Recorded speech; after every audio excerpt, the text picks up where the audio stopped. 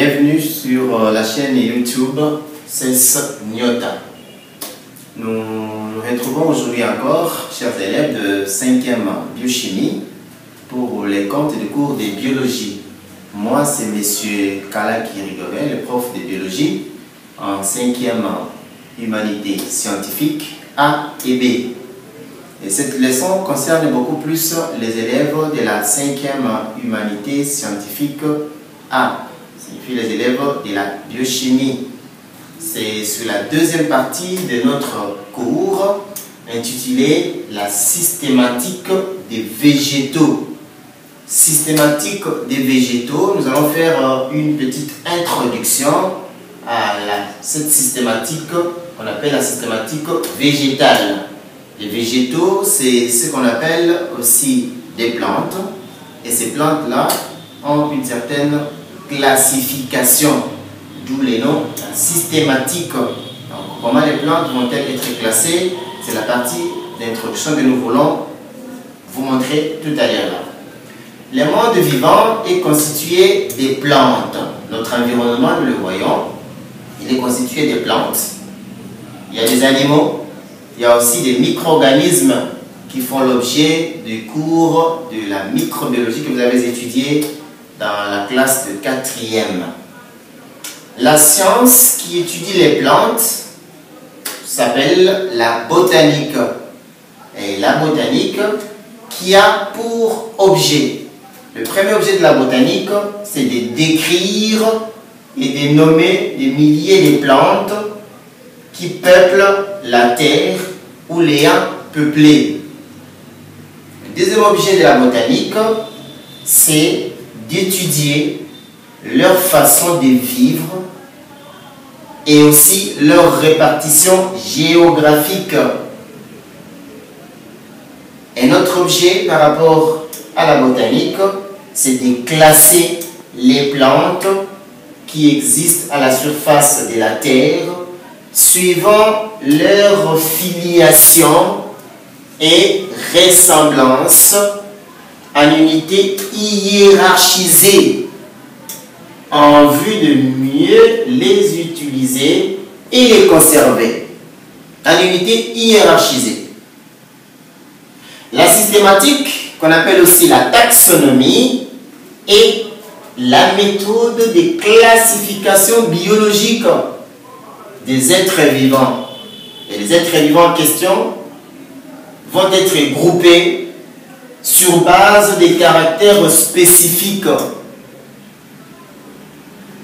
Et les grands principes de la systématique ont été fixés par un monsieur du nom de Carl von Linné. Carl von Linné, qui est né en 1707 et décédé en 1778 ou 78. Qui était-il? Il était un médecin, mais aussi naturaliste suédois. Nous l'étudions ici pourquoi? Parce qu'il était naturaliste. Et les plantes font partie de la nature. Il faudra noter ici, quand vous serez peut-être dans la classe de 6e ou dans la classe montante, vous verrez que c'est lui qui était à la base de la systématique naturelle, dans son système naturae. Donc il est le père de ce que nous allons appeler un peu plus tard la nomenclature binominale. Nomenclature, vous retrouvez les mots, le verbe nommer, qui signifie, oui, cher élève, oui, donner un nom. Donner un nom, nomenclature. Donc la nomenclature binominale. Binominale, ça vous rappelle quoi? Oui, bi signifie deux. Très bien. Nominal, il y a le mot non. Donc une nomenclature avec deux noms ou deux mots. Vous le verrez en 6e, on va parler de la nomenclature binominale. Et c'est cette nomenclature-là qui est utilisée depuis lors jusqu'à de nos jours, où vous allez retrouver une espèce animale ou une espèce végétale avec deux mots. Donc, le premier mot exprime le genre et le second l'espèce. On va voir ça un peu plus tard. Cette botanique dite systématique a avec pour objet la classification des plantes. Les plantes vont être classifiées et ces plantes qui existent ou ayant existé à la surface de la Terre. Ces plantes-là qui ont existé vont être identifiées. On va les identifier par rapport à quoi? Par rapport à leur nom, avec un nom précis, sans ambiguïté. Et c'est ce que nous avons appelé tout à l'heure là, la nomenclature. Et comme c'est une nomenclature, nous allons voir dans la diversité des plantes qui existent sur le globe terrestre ou dans notre environnement immédiat, la possibilité de retrouver certaines plantes dont d'autres sont comestibles et certaines autres ne le sont pas. Il y a certaines qui sont d'origine médicinale ou encore dont les effets sont d'une importance capitale pour la vie des êtres vivants. Les plantes en soi sont d'une importance capitale pour la vie des êtres vivants, dont nous les humains. Pourquoi nous les disons? Figurez-vous, nous avions parlé de la photosynthèse autrefois, qui se réalise chez les plantes qu'on appelle des plantes vertes ou des plantes chlorophylliennes. Et que font ces plantes? Elles ont l'habitude de nous accorder l'oxygène dont nous avons besoin pour faciliter la respiration. Et en retour, lorsque nous rejetons les dioxydes de carbone ou les gaz carboniques, les plantes vont devoir les récupérer. Suite à la présence de l'eau qui se retrouve là-dedans, elles vont devoir réaliser la photosynthèse par les rayons solaires ou les rayons photoniques. Nous continuons notre leçon. Tout à l'heure, là, je disais que la systématique est la science qui classe les êtres vivants. Il les classe comment? Ces êtres vivants sont classés d'abord en embranchement. C'est le plus grand groupe. Le premier grand groupe s'appelle l'embranchement. Le second, l'ordre. Le troisième, le famille. Quatrième, le genre. Et le cinquième, l'espèce. Vous allez retrouver certains autres quand vous serez dans les classes montantes, peut-être à l'université, on va parler des clades.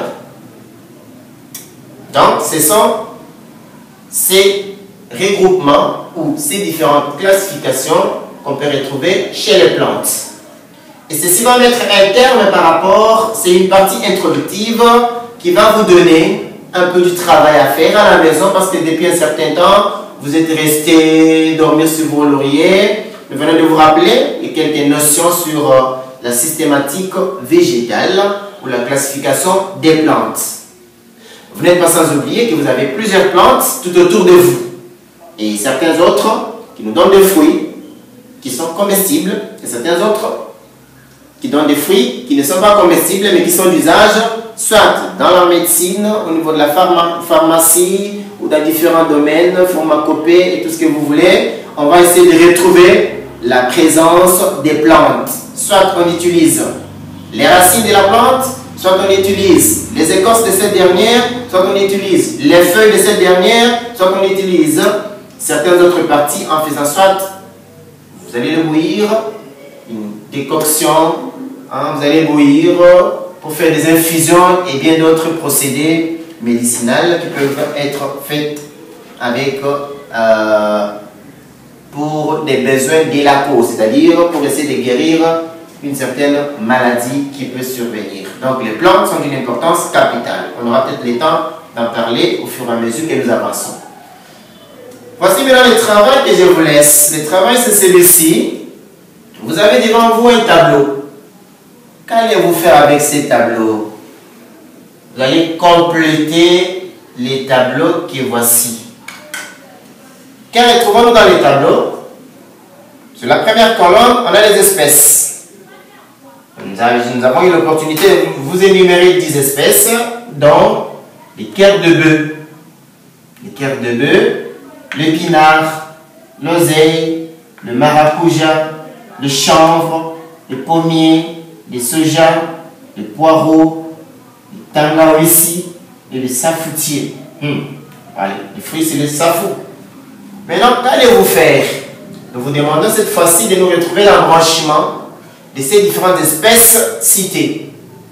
Vous allez aussi retrouver l'ordre auquel appartient chacune des espèces, la famille à laquelle appartient chacune des espèces et le genre auquel appartient chacune de ces espèces. Ça, c'est le premier exercice à faire parce que, pour que vous ayez le temps de vous exercer, vous allez le voir tout à l'heure là, que la systématique a pour rôle de pouvoir classifier. Et dans cette classification, il y a un nom qu'on donne. Et quel nom? Il y a des noms scientifiques que nous aurons. C'est ce que M. Carl van Linné a eu à retrouver. Donc, dans la systématique naturelle, il a donné des noms.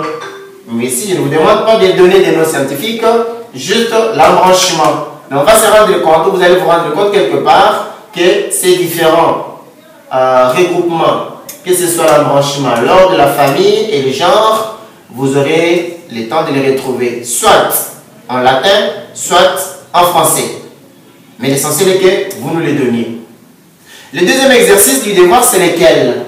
Vous allez recenser, en plus de ces 10 que nous avions déjà énumérés, vous nous recensez 20 autres espèces. Ces 20 autres espèces que vous allez nous donner, des espèces qui seront des espèces végétales. En nous faisant quoi? En nous donnant seulement leur famille et ordre seulement. Vous mettez 1, 2, 3, 4 jusqu'à 20. Les 20 espèces, vous n'allez les répertorier que dans un tableau où nous n'aurons à retrouver que 3 cases. La première case, ce serait l'espèce que vous allez citer. La deuxième case, ça va être la famille.